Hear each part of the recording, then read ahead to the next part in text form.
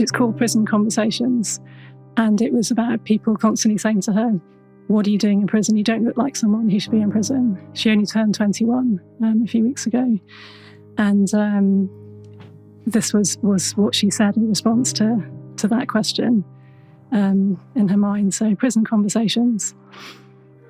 When they ask why I did it, I tell them about the children, how their childhood is stolen from them, how their skeletons are left charred and smoking, how easily their bodies are crushed by falling buildings, how their skin melts as their flaming tents collapse around them.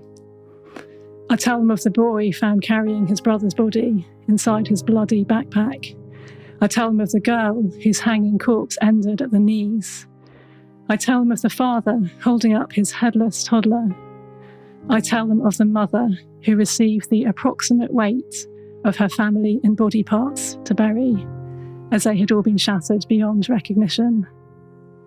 Then I tell them about the history, how this has happened time and time again. I tell them about the Stern Gang, the Hilltop Youth, the wars of 45 and 67, Operation Cast Lead and Protective Edge.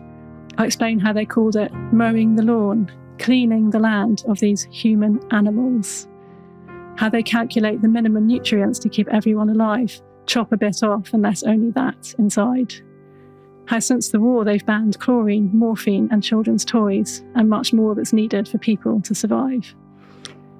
Finally, I talk about how it was us that started it, with our Balfour Declaration and media suppression, and I say, I cannot stand for this. It can go on no longer. So I took action against Elbit, their weapons supplier. But I never forget to say that it was love, not hate, that called me.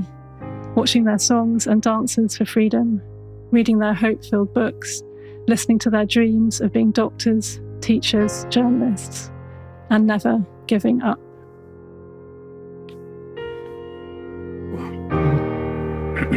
Extremely powerful words.